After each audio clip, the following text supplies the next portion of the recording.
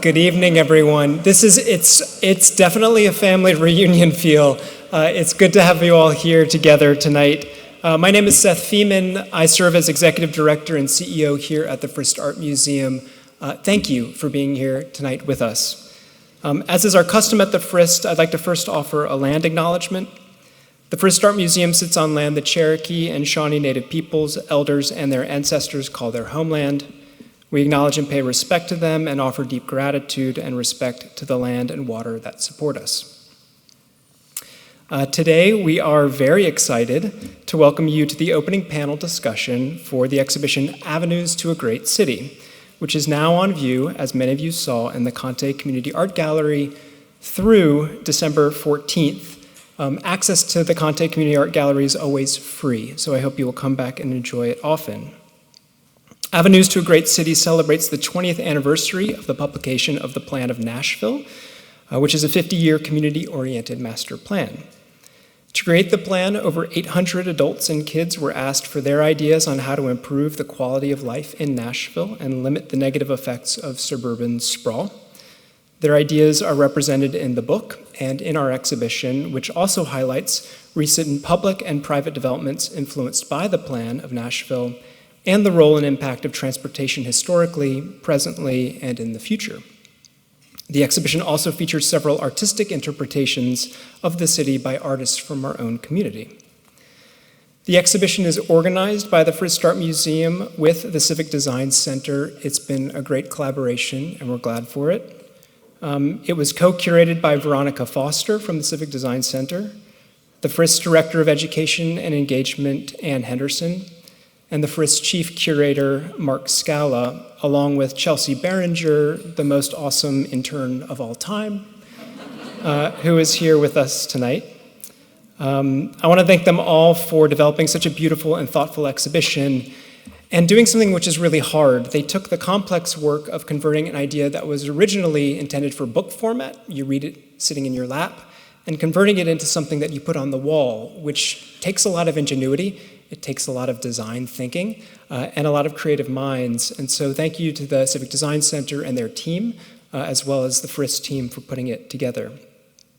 I also want to thank the artists who contributed work to the show. An art museum doesn't exist without artists, and so I wanted to acknowledge them by name. We were pleased to include work by Deshaun Lewis, Connor Getchell, Jessica Eichmann, Jennifer Carland, John Warren, Michael Ray Knott, and Tricia Pena. I think many of them are here. Not all of them I know, but many of them are here. So thank you. Let's give them a round of applause.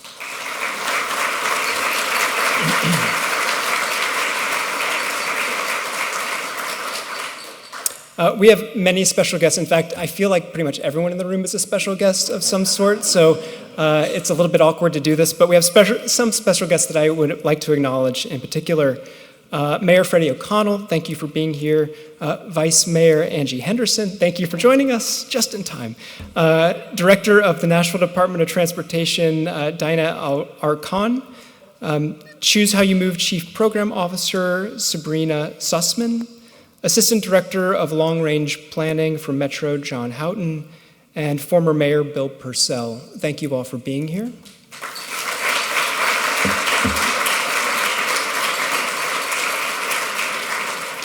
I think the person who needs the greatest welcome, who deserves the greatest welcome, who I finally had the pleasure of meeting is, of course, Burdell Campbell, who joins us this evening.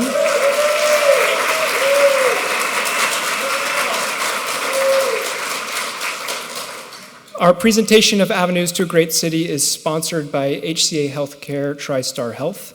The exhibition is also supported in part by Hastings Architecture and the Ryman Foundation, with additional support from the Frist Art Museum's Founders Circle and media support from the Nashville Scene. The museum is also grateful for the continuing operating support from the Frist Foundation, the Tennessee Arts Commission, the Metro Arts Commission, and the National Endowment for the Arts, and not least of all our members. Many of you in the room are members, and we thank you for that support. I'm grateful also to our panelists, but I will not be introducing them. What we'll do now is I will call Veronica Foster from the Civic Design Center to come up and introduce the panelists and take the program away. Thank you all for being here.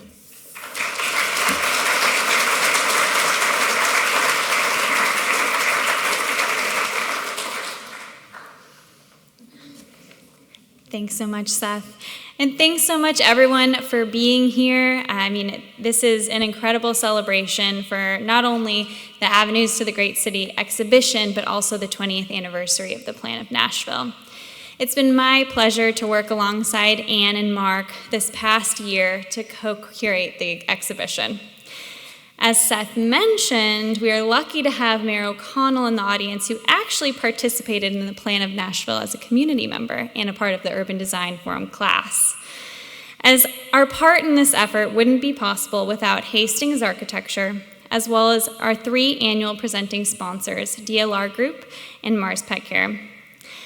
When it was first published, the book was visionary, and while so much from the plan has come to fruition, we can continue to advocate for the vision guided by its principles. And so now, while so much of the plan is rooted in the future, during this discussion, we will reflect on the last 20 years. So to help us share this story of the past, it is my pleasure to introduce you to our panelists. First, welcome Seab A, who is one of the co-founders and second board president of the Civic Design Center, where he helped initiate the Plan of Nashville. Seab started his own design firm, Tuck Hinton Architects, in 1984, where he worked for over 3 decades, preparing master plans for schools, universities, parks, and the city.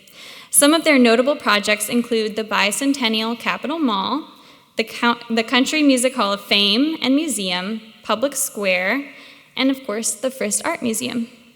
We are grateful that Seab has come out of retirement to share his perspective with us. Barely. He's hard to get a hold of, this one.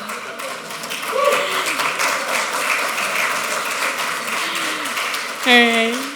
Next, we have Christine Kreyling, who is another co-founder of the Design Center, as well as the author of the Plan of Nashville. For 30 years, Christine served as the architecture and urban planning critic for the Nashville Scene, where she received 3 Best Writing Awards from the American Planning Association.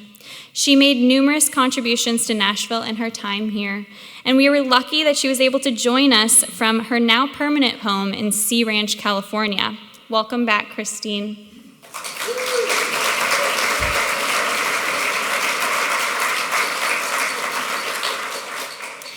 Joni Williams joins us from the Metro Nashville Planning Department as the current Assistant Director of Strategic Integration and Program Development.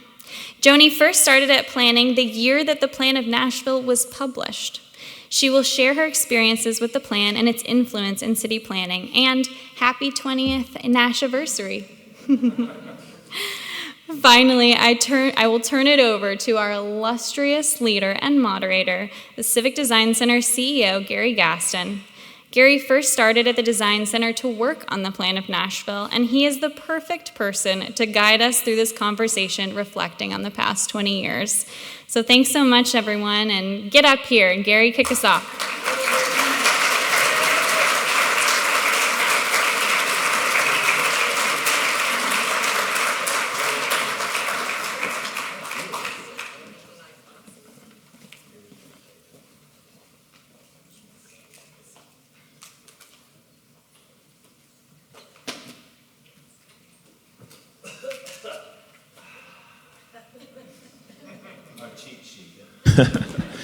Well, thank you, Veronica. Thank you, Seth. You were right. It feels like a reunion here.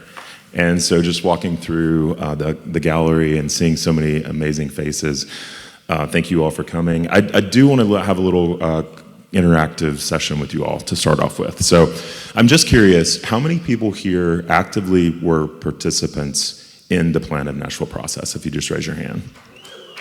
Okay, great. That's amazing. I'm curious who is here that maybe didn't participate in it, but learned about it after it came out and knows what it is. If you raise your hand. Great, awesome. How many of you have no idea what the Plan of Nashville is and you just showed up tonight? Okay, that helps us. Somebody made you come. Okay, that's great to know. Well, I think, we're going to talk a little bit about the past and then transition into the future and where we are now in the city. But when I think about the city, when the organization started almost 25 years ago, I'm just thinking in the context of the area that the Plan of Nashville covered, probably 50% of the buildings that are here now were not here back then.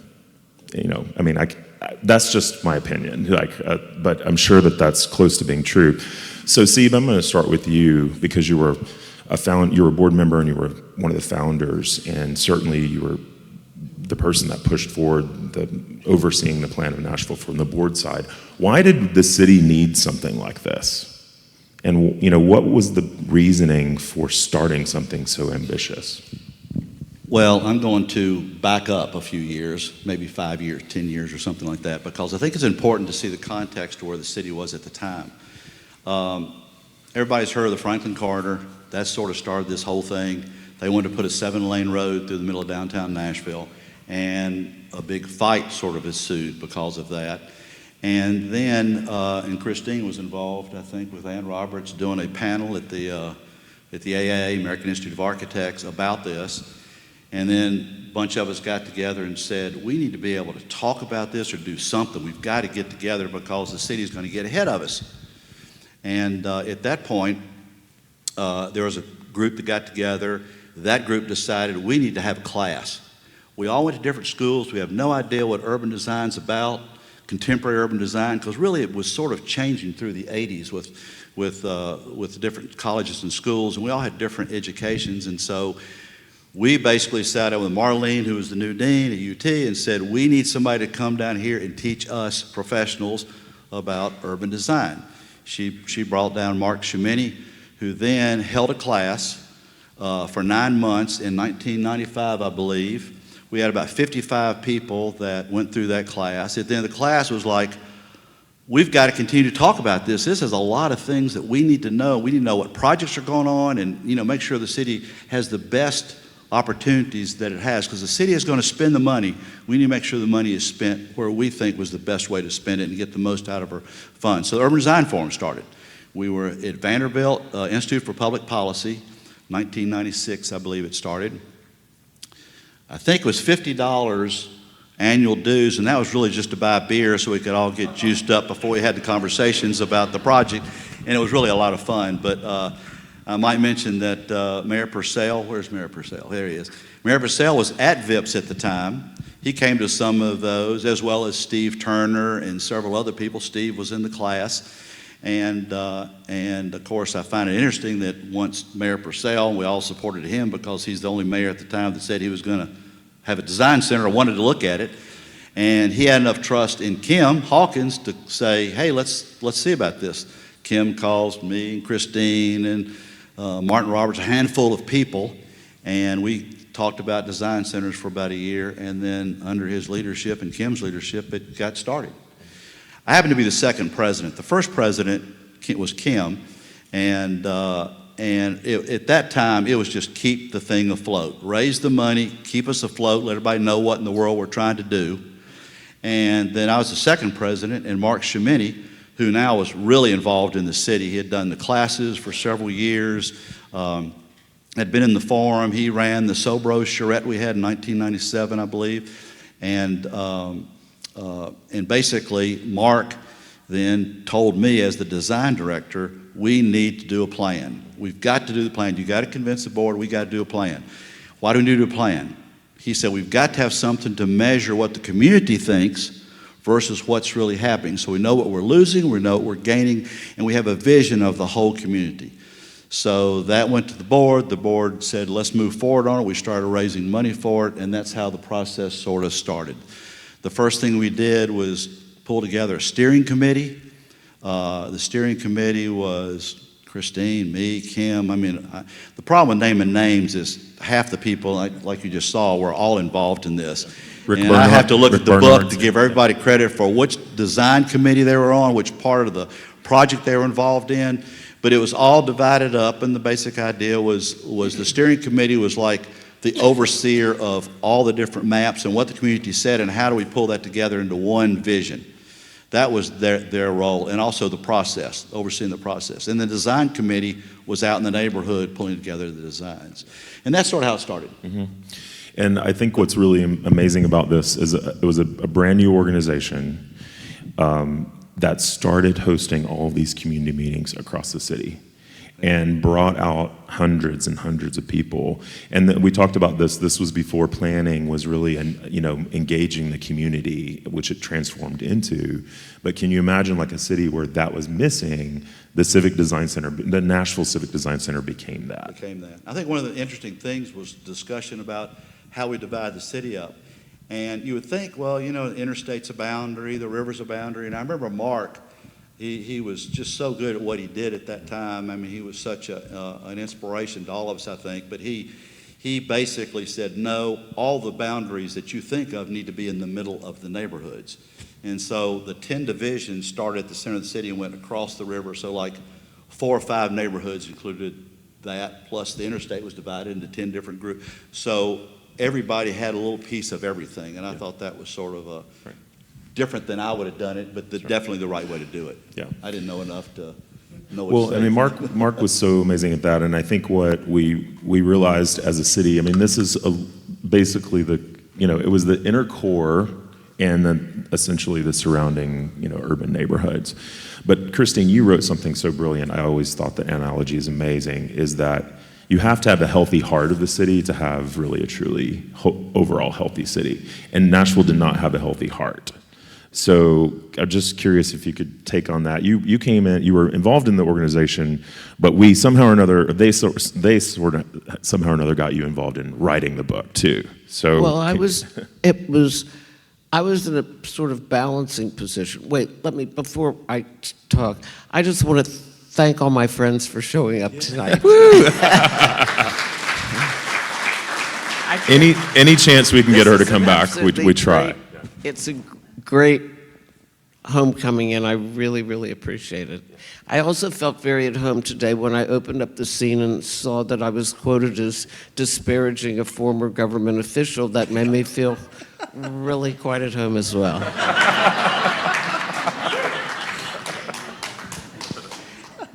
Anyway, I was in a strange situation because I was a journalist, and I was a critic. I was not a straight reporter. I was always a critic. And Bruce Dobie was a great editor who just turned me loose on the city, which was an amazing thing to do. He was very interested in policy and having a newspaper that shaped policy as opposed to just reporting on the facts.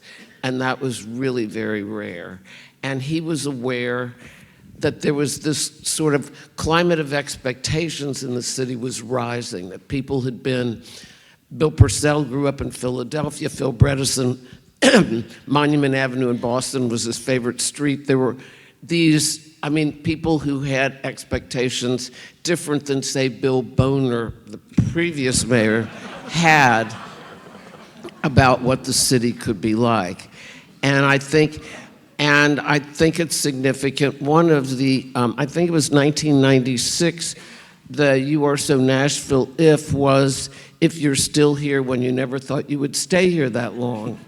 And that was all of us. We just stayed because we found kindred spirits, and we were really felt, and we were young enough then, that we felt that we had the energy to do this. It was also true, as Seab was reminding me at lunch today, that there was a sort of a recession in so the architects had some time on their hands, and in this climate it might not be possible to do the Plan of Nashville because everybody's so damn busy, frankly. But we had, we had so many professionals, landscape architects, engineers, planners, and they were all hanging out at the design center working on this plan and trying to understand what the community was saying and tying the pieces together, and it would never happen if we all weren't busy. right. We had nothing to do. Except go bother Gary and Mark. So essentially, I had the scene And I was attacking, obviously, the Franklin Corridor through a series of articles, and then my editor said, you're always writing about, the scene essentially named Sobro for the reason that I got tired of typing out the territory south of Broadway. I needed something, it was it was taking up too much of my word count, basically just describing where it was. He felt that we needed, he started off that this was the first result of that. This is when I was attacking the corridor. And then he said, let's put together something positive. And that it was just our sort of getting our toes wet in the water. And he got money from the Frist Foundation and many of the donors who have paid for this wonderful building as well. But we did it, and a bunch of people showed up on a very snowy morning, including... There was about 17 professionals that he had at VIPS to do a session. It was just an amazing thing. So there was just this climate of energy about the whole thing, and we were just having a hell of a lot of fun. It really was a fun time. I think we were naive enough to think we could get ahead of the curve. I don't know if we did that or not, but we thought if we just talk about this, we might be able to get ahead of the curve, because we all loved Nashville and felt like the boom was coming. We just felt it. It was just a sense we had, and I don't know if we accomplished any of that or not. But and so just to kind of inform or remind and inform new people, we had about 50 public meetings and workshops throughout all of these neighborhoods over the course of about a year. And then all of these drawings were created, and we had design professionals who were helping lead those discussions with community leaders. So it was a very interactive, engaging process. And then all those special sessions too, where we brought people in, topic-based, all across the affordable country. Housing, engineering, transportation, and then all of that data and drawings were synthesized into the drawings, that then translated into what the Plan of Nashville was.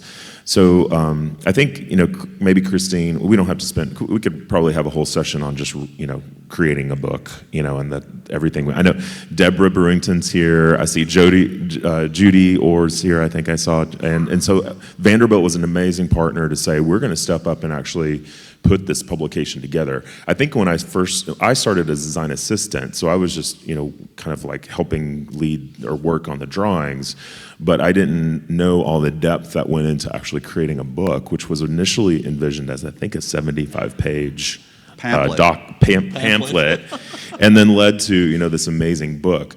So, and Christine, you really wrote one of the best histories of a city I think I've ever seen from an urban design standpoint. And it's interesting because I was told not to write that because they were running out of money because the book was getting fatter and fatter.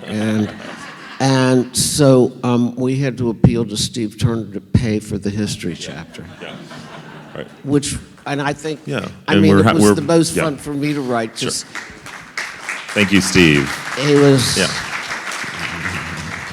Because one of the best parts of the book. Well, we had plenty of history of Nashville, but not a history of the built environment. And that I thought was really fundamentally important, and I'm really glad that Steve came through for us. So kind of getting to, the book is released, which is now what we're here celebrating 20 years ago, that came out. Joni, I want to pull you into this conversation. So I think, let's talk about kind of that transition when, you came to the city. It was a different city from when the organization started, that 5 years. I think having Mayor Purcell come in and helping start the Civic Design Center, you also hired a new planning director that was really completely different than the predecessor that you mentioned in the article today, Christine. So, and Rick's here. Rick, thank you for coming. Yeah,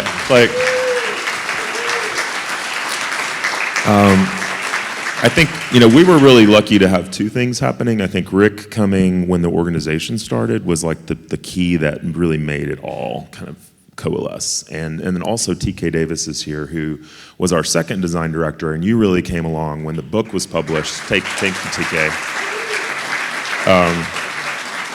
TK got to take over where Mark left off and really became like the head of the organization, helping implement the plan and going out and talking to community members that have been engaged and said, this is what the plan is. So Joni, I'm curious from your perspective, having, understanding, you were probably coming into, was it your new job right out of? Oh, it was my first Very job first out of job, school. yeah. So you got a chance to see a city that was like at a moment that was really different and changing. So I'm curious if you could reflect on, finding out what something like the Plan of Nashville was, and then how, because planning, I think, did a great job of starting to incorporate it. So I'm just curious on your reflections on that. Sure, thank you. So I love hearing this tidbits of history that some of which is the first I'm hearing it tonight, because when I came in 2005, I came from Chicago, a rich architecture school there that had lots of urban design background, and coming from Chicago, every city has a plan, right? And so when I walked in, I was like, of course there's a plan of Nashville, there's a plan of every city. And working with Rick as he launched the Urban Design Studio as a division of the planning department, that was incredible. I was the third person to be hired for that, and a very innovative way of thinking of urban design and architecture as part of the conversation about planning. And so it may seem silly to say now, 20 years later, but that really was a firm foundation for assuming community engagement, assuming participation by the design community, which I think we all are reaping the benefits of that important conversation early on. So, we were reminiscing earlier about MDHA design review was also happening at that same time. There are folks here who are part of that process, and being able to say, well, let's think about the Plan of Nashville, and having a dynamic conversation with folks. And back when it wasn't so urgent, you were having a more nuanced conversation. And then I always, there are two fun little facts that I always think of. I mean, when I came in 2005, we were considering Board of Zoning appeals for height in the Gulch and in Sobro. And so there was nothing. I mean, 2/3 of our downtown was a parking lot or a one-story building. That's not a heart of a city, right? And so just to look at the highs and lows of what we have today, and we can talk about that too, but it was really visionary to think about the Gulch as a neighborhood, Sobro as a neighborhood, and the idea of introducing places within our downtown that were not just central business district oriented, weren't just 9 to 5, Monday through Friday. All of that is in the richness of the Plan of Nashville. Thank you. And I think some of the things like, I guess, 20 years have passed. I think we could point to a few things. I'm thinking like immediately when the book came out, there was a plan to redo Henry Hill housing development, and as a one of the Hope 6 projects, where it was just going to be kind of everything was cut down, and because we had addressed that in the book, we actually were able to go in and meet with MDHA, and they kind of altered the plan to align it with the capital like was in the plan. So that was like one of those first immediate changes that we saw happen. Also, 1 year after the book came out, Mayor Purcell announced that we were going to do a riverfront redevelopment master plan. And that was a direct reaction to the fact that every single person that participated in the Plan of Nashville in the communities talked about the riverfront as being, we do not address our river in this city, we turn our backs to it. And that was the one thing of no matter where people lived in the city, they all talked about the river. So I think those were really early successes that we could point to. And now we see the East Bank happening. I mean, to me, I think if you really look at what's our biggest accomplishment as a city, we could all point to the East Bank and say, that is a direct thing that came out of the Plan of Nashville, and we can be proud of that. And I'm thinking about other things that were controversial, like the interstates. Well, I think one thing I'd like to mention to you is our dear friend Steve Turner, who's not with us anymore, and I wish he was here, but he went to the class, got interested. He was not a developer. I mean, he worked for Dollar General for a while until his brother fired him. You've heard that story before, sort of a funny story. But he basically, so Steve goes to goes to the class, and then he shows up to the forum every once in a while. He helped financially support some of our events along the way, moved the design center to his building, almost rent-free. I don't know how that worked out. But anyway, he supported, and of course was the main donor for the book from giving cash. There were a lot of in-kind donors. But then all of a sudden he decides, well, I think I can be a developer. And he buys the Gulch. I mean, it's just amazing when you think about how these connections happened, with Bill Purcell, sort of getting involved early and the things he did for the city and the things in transportation that our new mayor, is he here right now? Freddie, is he here? There, he's way in the back. I mean, the things, Freddie was involved early on in the community meetings and just sort of hanging out, trying to figure out what's going on in Nashville. And now he's the mayor, and he's going to do some great things in transportation. So it's just amazing how these little connections and little seeds, we're starting to see them grow 20 years later. We've got some losses too. We got a couple things that didn't happen just right. But I think it's interesting, and I think Mayor Purcell was very prescient about this, not only campaigning, it was part of his platform to establish a design center, but a significant part of his campaign pitch was on behalf of neighborhoods. And I think that one of the lasting impacts of the Plan of Nashville is that we did go to the first ring neighborhoods, which wasn't a done deal at the beginning, but I'm really happy that that happened. And it showed the interdependence of downtown with its neighborhoods.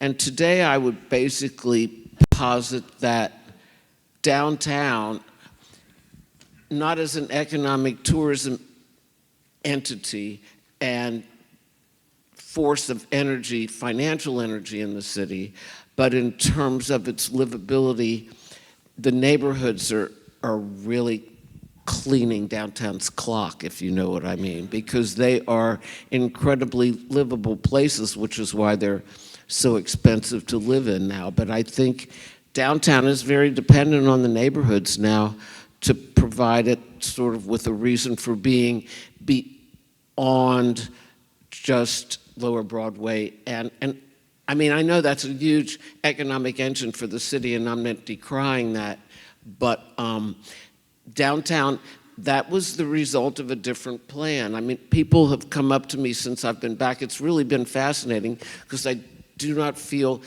I have no outlet to write about any of this stuff anymore, which is an incredibly freeing experience. I don't have to have my tape recorder, and I don't have to have a pen and a reporter's notepad. I can just listen to people. But there are a lot of people who've said things to me like, there was no plan for this. Tourism just happened. Tourism was planned to be a major economic engine, and that has happened. And for better or worse, that has to be acknowledged. It's not like it just somebody woke up one day, Butch Speardon woke up one day and said, let's go for it kind of stuff. It was a carefully planned thing.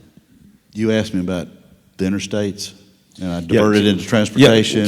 Can we before we go there, Yeah. can we just follow with Joni on this question? Like a lot of your work and your time at the planning department has been on the downtown code and downtown as a neighborhood. There's a whole chapter in the book called Downtown as a Neighborhood. And I think that's where we've seen such a tremendous transformation, right? Probably in 2000, there were less than 1,000 people living in downtown. I'm just going to guess. Now there's estimated at more than 20 plus, close to 25,000 people. Bill, you gave me those figures. Bill teaches a class in urban public policy, and because he teaches the city's class, his stats, do you remember what? About 900. 900, yeah. 25,000. Yeah.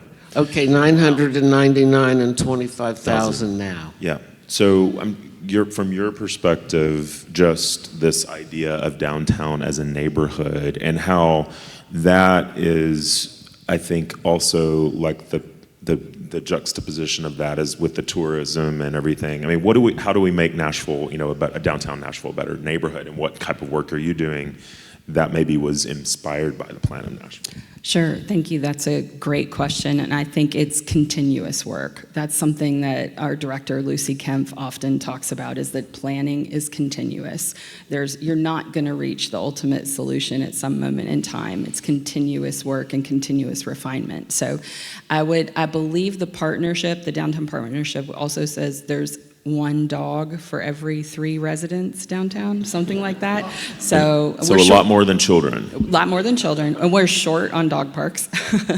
But it is that livability. I mean, we have 2 grocery stores, 3 grocery stores now. I mean, those were just aspirational 10 years ago. We were so hopeful for that livability, and the park spaces that have been invested in and refined over the years. The public art at the roundabout. I loved seeing that on the wall outside of the investment of placemaking that ties people to that community. So I think the refinement, or as we're seeing it, is really a conversation about what makes a livable neighborhood, what makes a community livable.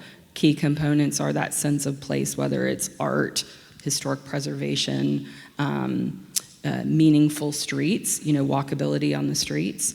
It's not just density. It's not just the best restaurants or the most fun honky tonks. It's also a dry cleaner and the things that make a neighborhood a home. And those are really hard things to grapple with when you're incredibly fashionable and rent rates are high. And I think that's the tough stuff that we're chewing on now, because people really do want to live downtown. And in the neighborhoods, as Christine was saying, the neighborhoods have maybe outpaced because they were ahead to begin with in some ways. But I think, the planning department was, I'm guessing, in maybe 35 staff members 20 years ago, and we're now over 100 staff members, and that includes a housing division, an urban design division, continuous investment by elected officials and advocacy groups pushing for a more deep and broad conversation with the community. So I see this, the Plan of Nashville, as that grassroots conversation that brought design and community together, that just brings a consciousness to a lot of these things. They're choices, you're right. We're making choices along the way. There's nothing that's just happening by default. Okay, now we can talk about interstates, because I think if you were a part of that process, you will understand that when we're having community meetings, the construction of interstate was a deep scar that's still felt by any community where that was built.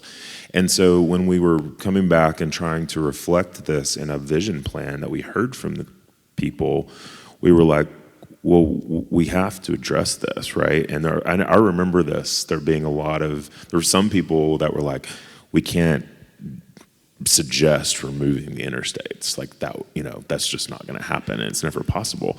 But I think if you look at the way it was done, where we invited in a national engineering specialist expert, and who actually worked with us on coming up with a approach to doing that in a staged process. Let's get back to you. Seab, comment on that, like if from your perspective of like how we went through that process. Well, and I how was it was just going to say accomplished. it was by far the most controversial single issue that I recall, and it took a whole lot of discussion and a lot of people, and this really ended up between the staff and what was the steering committee of about 12 people, I think. The conversation of what's sort of in, what's out, we're going to do, and like you said, a lot of the neighborhoods had already scarred them, and everybody kept saying, why can't we just get rid of it in this area right here in my neighborhood? And so, and we kept hearing that. But I got 2 or 3 calls because it got out a little early they're planning, they're getting rid of the interstates. And I had a couple of people call me from TDOT and MDHA and whatever, and they were upset. We're never getting rid of the interstates. I'll tell you right now, we aren't getting rid of them. And my answer was, it's not going to happen anytime soon. This is a long-term vision. And so, but it was very controversial. And we decided to put it in the book because the neighborhoods, it was such an issue, we had, like you said, we had to deal with it. Right. Well, and Walter Kulach came in, who was the national traffic engineer expert, and pointed out that there had been impulses to do this and some action to do this in other cities. I mean, the Embarcadero in San Francisco, that fell down during an earthquake, but the fact that they decided not to rebuild it was like a major thing. Milwaukee took out a chunk of their north side section, and there are other places doing segments. I mean, when we wrote up the transportation plan, it wasn't just pull out the segment. We took a look at 440 and what 440 was supposed to do, and I talked with other traffic engineers about if you took out some of the entrances and exits on 440 and turned that into a connector, which was what it was originally, this parkway connector, which was so that you don't have the Hillsborough Road belch out on, 21st and stuff, which is still happening all the time. You basically use that as the throughway around the city. There are ways to manage the traffic, but you have to look at the whole system. So it wasn't like we just sort of, it was heads, they go, tails, they stay kind of stuff. We did look at certain systemic things, knowing that all this was not going to happen anytime soon. Yeah. And keep in mind, this was inspired by the Plan of Chicago. It was always meant to be the idea of like a 50-year vision. So when we started coming up on a 20-year anniversary, we're like, we're not even halfway there yet, But I think this is a really important time because we can use this 6 months that this exhibition's up.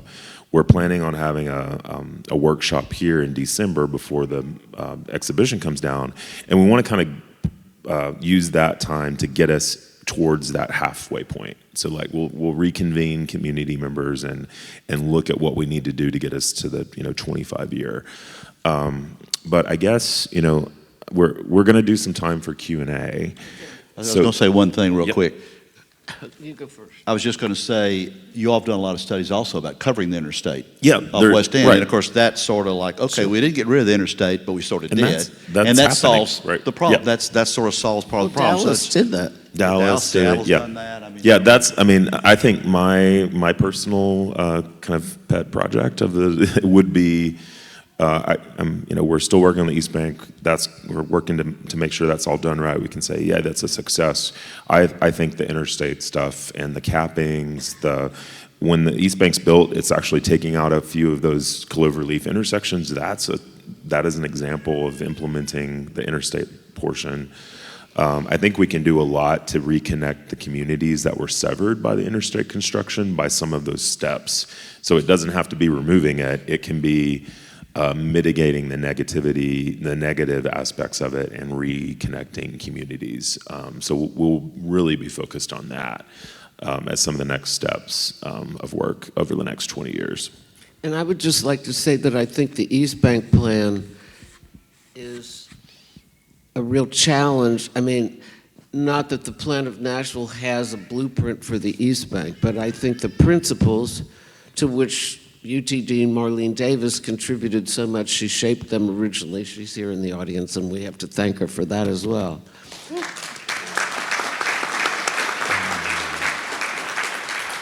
But and they've been slightly modified since then to adjust to different realities in Nashville. But I do think that I'm really fascinated by the East Bank because it's a very complex project. It's an authority. It's not MDHA or anything. It's a new East Bank authority and everything, and how this is going to play out. And I think you've got your work cut out for you. But I feel confident that it is possible to come up with a good plan if you put your mind to it. Yeah, so just to maybe the last question for each panelist is, what do you think has been the most significant impact from the Plan of Nashville that's happened over the last 20 years? Start with Joni. Thanks. Yeah. You always get the third straw. You should get first try. I appreciate that. I do think it is, I think we underestimate how unique Nashville is in its spirit of collaboration. Many cities are competitive only. You don't have architects that sit down with other architects and brainstorm ways to change their city in the next 50 years. And I don't know if that's just some music city DNA where we're all gonna sit together and riff and practice or what. I don't know what that is. But the idea of everyone bringing their best idea to the table is, that doesn't happen everywhere. And I think we can take that for granted sometimes. And so I think that I would say putting something on paper that says, here's where we want to go, here are the principles we want to pay attention to for the next 50 years, for the next couple of generations, is really impactful just in its existence and in its spirit. There are literal design choices that are made based on those principles, but the fact that it exists, the fact that people took their own personal downtime to sit together and talk through this, that community members were engaged, that they cared about it, that they wanted to be involved, and then that moved them into advocacy and being elected officials is remarkable. That's really remarkable, and I think we shouldn't take that spirit of collaboration for granted and continue to think that way as we move forward.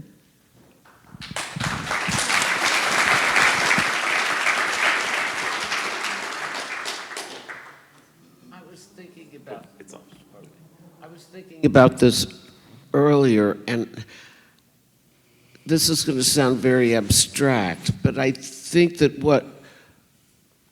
irregardless of the specific plan and its details, I think the philosophy behind it is the most resonant part of the plan because of the fact that the idea behind it is only connect. E.M. Forster, the novelist, said only connect. And he's quoted in here because I put him in there because I think that's very important.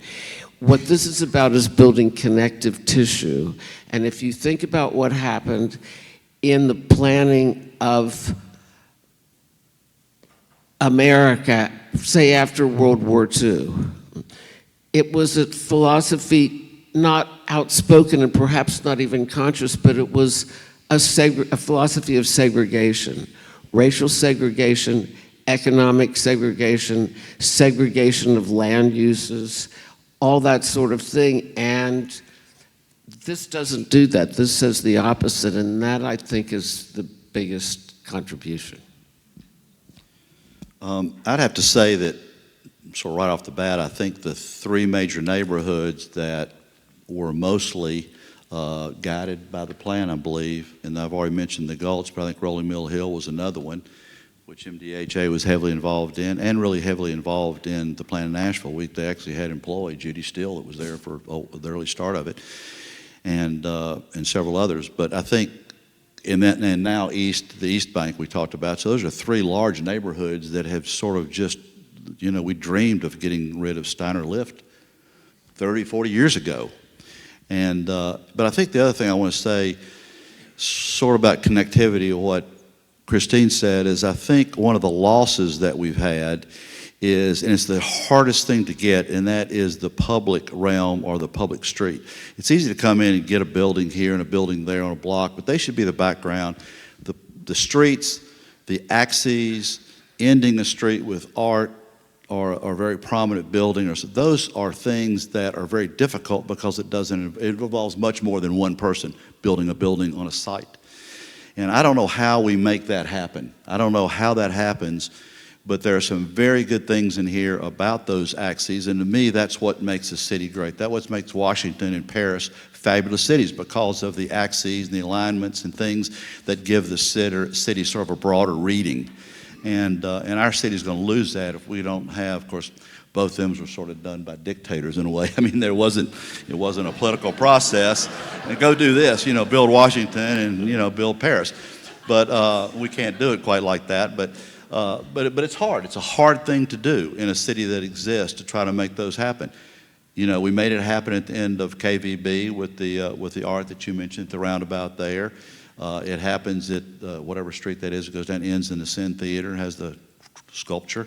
It happens at the stadium. So it happens a few places where you have some art and things, and a few buildings here and there. But that's the hardest thing, and I think we're going to lose that if we aren't all, behind it and trying to question it and making it happen. And the plan's very good about that.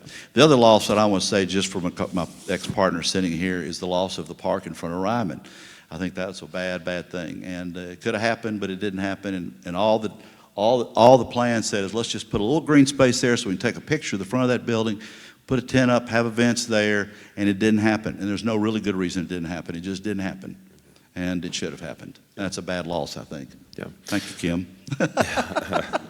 Well, I think for me, and I think this is probably like a problem of a growing city that we have, is that there are always new people coming in that don't know about the history or what we went through with this. So it's like, how do we keep this relevant? Like, even if it's just the principles, which I think if you boil down that entire publication, to me, it's the idea of the principles that guides our work, but making sure that we keep those relevant in our partnerships with city departments and developers that are coming in. It's like, okay, you might not have been a part of this. Your building might not be listed in here, but you can utilize these principles when you're thinking about how you design your building or your public spaces. And yes, I thank Marlene for that, her participation. Rick, I remember really like this even long conversation about, should they be called principles or goals? And I was like, I was like, goals? No, who sticks up for a principle? I mean, like, you stick up for a principle, right? You're not as likely to stick up for a goal. Goal seems like less permanent. So, and then I will say, I do want to go back to the East Bank, because TK, I think that's an example of an idea coming out of the Plan of Nashville from the community, and then over almost 20 years, we as an organization focused on it constantly. We kept it at the top of the community conversation. Like, we have to do something with that land. Can you imagine the football stadium 20 years ago and a football team letting go of their parking lots? That's a huge transformation in a mindset. And that I point to all the work that the Civic Design Center has done over 15 years, and just constantly bringing that site and all of that area to the attention and showing what it can be. We did a design competition and all these things. So I think that's the really great role that an organization like ours plays, is we provide the opportunity to dream big for the community to see, when that's not necessarily a city project yet, or a developer hasn't yet discovered it. So I think that's, to me, the long-term legacy of the community's voice in this publication, and the fact that we still have the trust of the community. I think through all those meetings, like, we can still go out to community meetings now, and the community is like happy to see us and wants to work with us. So, okay. Yeah. Q&A. Well, thanks for keeping it up, you. Gary. Yeah. Thanks for keeping the spirit going. Oh, yeah. My pleasure.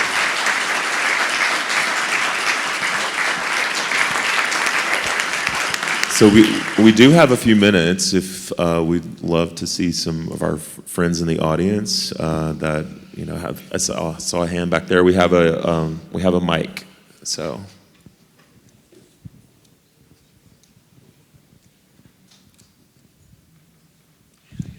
Hi, thank you for your time. My name is Abhinav Krishnan. I went to school here, didn't think I would come back, and now I've rediscovered the city now that I have a car. I'm going to turn 24 very soon, and as I think about the environmental, social, and political issues I'd like to dedicate my life to, I think about that quote that nothing worth doing is accomplished in a lifetime.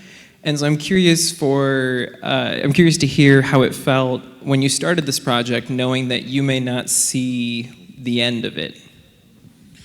Yeah, I was 27, I think, when I started at the Design Center. I also didn't think that I would be in Nashville. I thought for 2 years, right? This is the story that everybody talks about. I didn't think that the East Bank would happen in my, by the time it's built out, maybe not. But I think that was a leap forward that the city is implementing.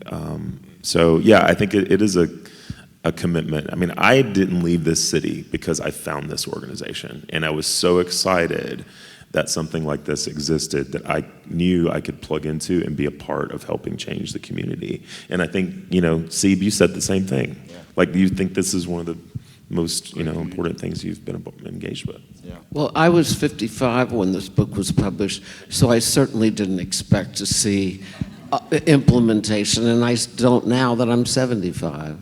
But I think it's sort of like, they talk about the people who built the cathedrals in the Middle Ages. They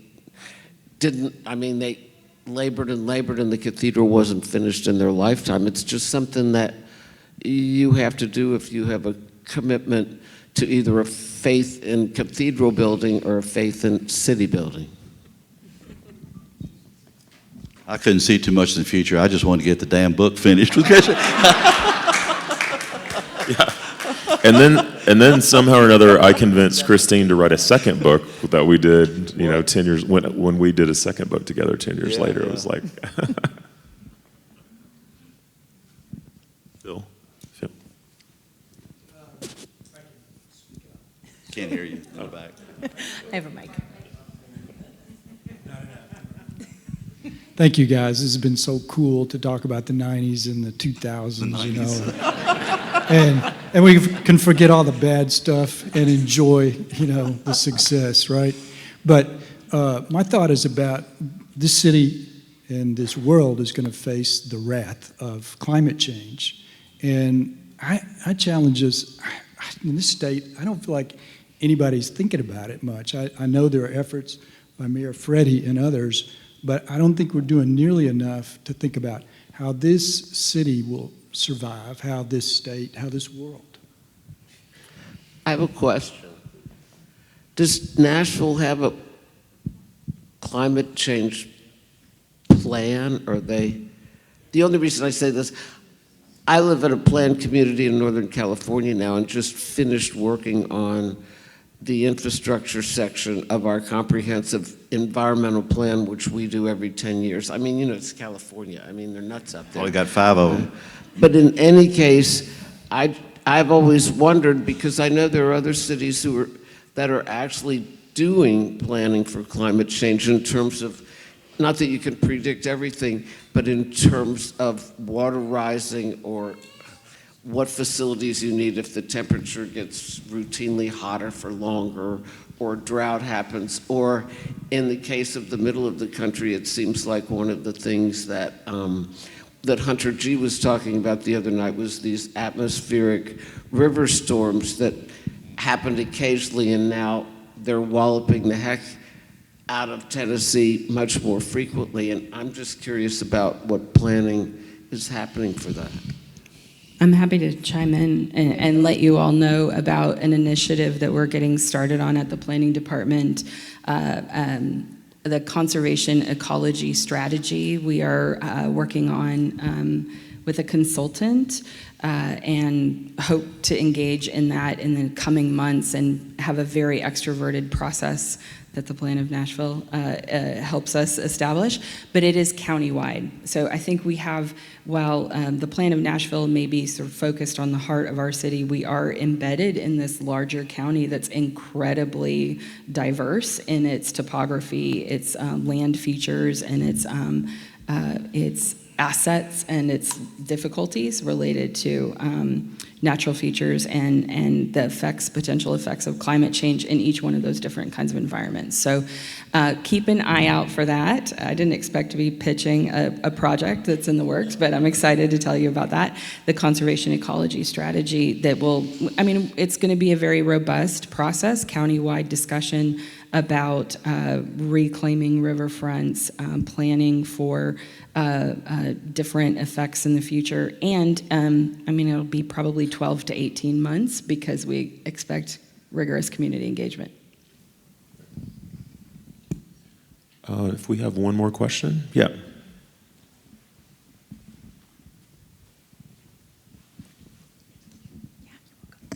Thank you. My question is about when you were planning and collecting community engagement, what were sort of the guiding principles to make sure representation was, was considered? For example, if people were coming in and on volunteer times, that immediately, not everybody has the luxury to be able to volunteer their time for, so how did you go out and actively get, Yes. feedback? So we worked really closely with the planning department that had a list of all neighborhood organizations in the city that were, well-defined, and see, this is from my memory, so if you have different on that, but I worked directly on organizing all those community meetings, and outreach was done over, this was a 12-month time period, and there were several different layers of engagement. So outreach was done initially to to different community leaders that were well established within each neighborhood and had the trust of the community. And there was a lot of time that went into establishing those relationships with community members so that they felt like they understood what was going on, and then they were effectively communicating it to their peers within their neighborhoods. And once that level of communication was established, we went through several different phases of community meetings in all the neighborhoods. So one was just a welcome introduction. We always served food at the community meetings. We hosted them mostly on Saturday mornings, which we found, there were different times that we hosted, but we found Saturdays to be a good time period. And so one was a kind of a welcome, tell us about your community. What is the history from your voice?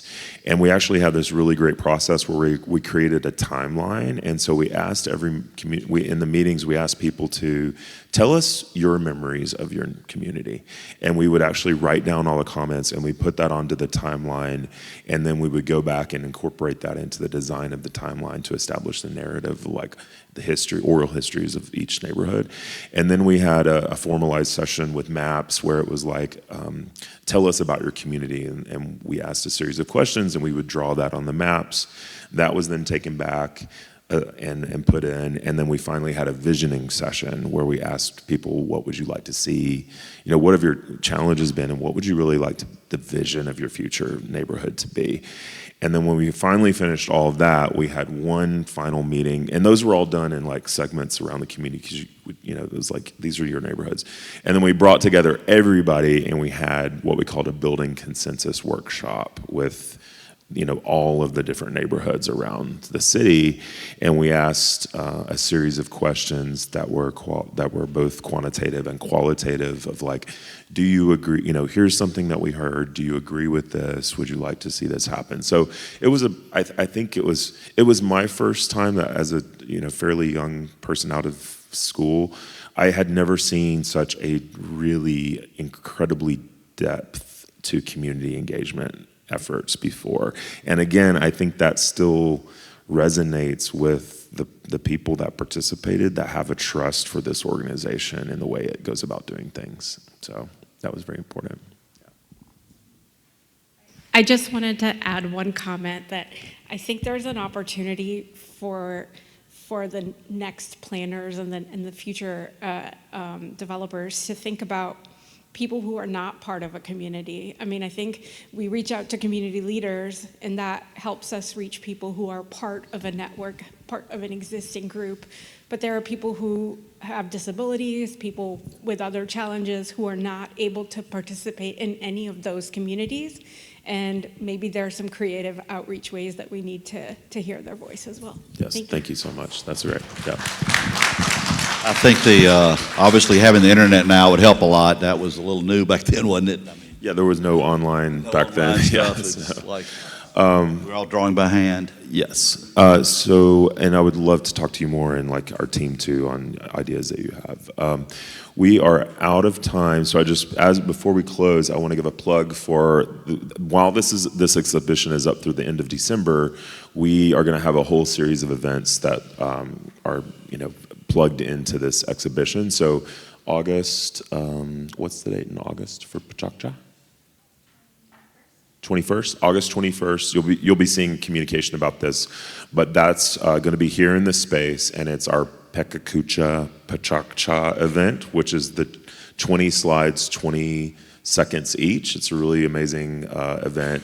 And this event's more been focused on the past. That's going to be focused on the present. So we're going to have a really amazing selection of presenters who'll talk about their engagement with the plan, or some projects they're working on that that falls into the thematics of the plan. And then in December, again, I mentioned that we don't have a date for that yet, but the closing event will be the Visionary Future Forward engagement event for this exhibition. So what a joy. I'm just so happy to have you all back with the Design Center. Joni, thanks for joining us. And thank you. Cheers, everybody.